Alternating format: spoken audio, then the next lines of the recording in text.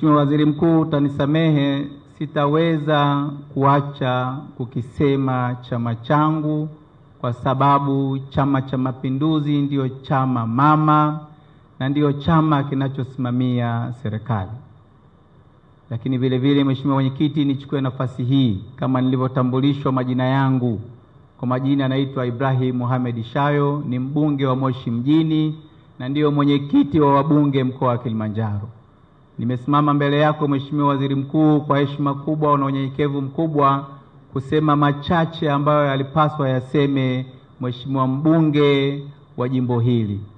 Kama wanavyofahamu wananchi, mama yetu kipenzi alitamani sana kuwa na sisi, lakini mama anauguliwa, yuko nje ya nchi, anamuuguza mume wake.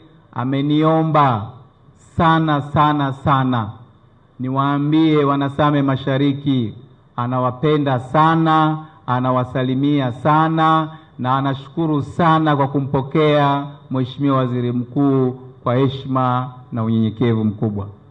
Mheshimiwa Waziri Mkuu, kwanza nichukue nafasi hii kwa niaba ya wanasame Mashariki na kwa niaba ya mbunge wao kukushukuru sana sana sana kuja kwetu, kuja mkoani Kilimanjaro, hususani kwenye jimbo la mama yetu, mama mchapakazi, mama mwenye utu, mama mwenye busara, mama mwenye kupenda watoto wake, Mama Ana Malechela oye!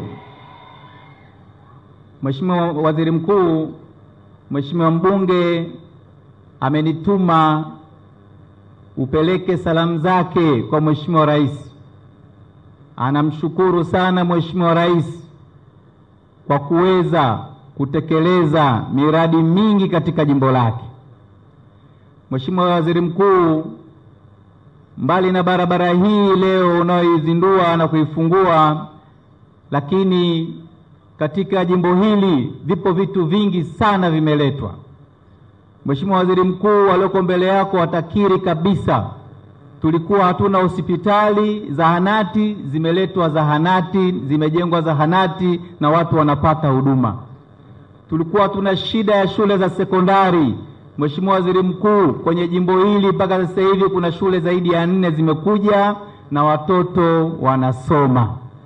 Lakini Mheshimiwa Waziri Mkuu, tunakushukuru sana. Barabara hii leo inayoenda na makandarasi wako site ya kilomita 36. Kwa kweli wananchi hawa 72% ya tangawizi katika nchi hii inatoka hapa Same Mashariki. Wananchi hawa wanalima mpunga, wanaendesha shughuli zao za kibiashara.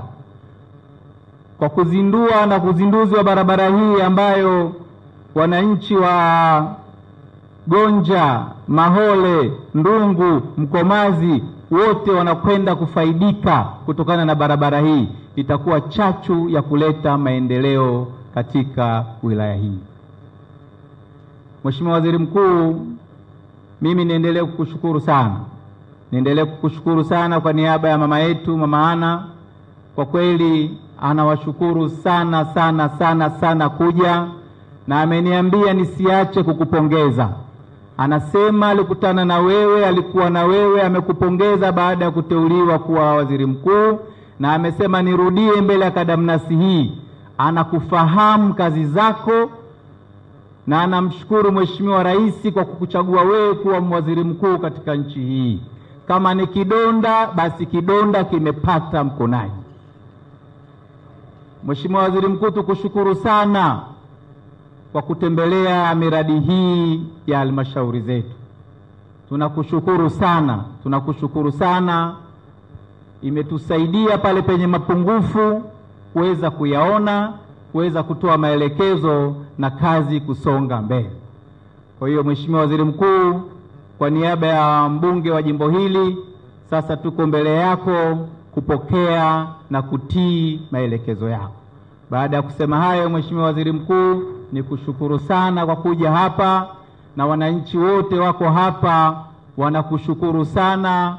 Wananchi, niombe Wanagonja tupige vigelegele vya shangwe kwa kumshangilia waziri mkuu. Waziri mkuu oye!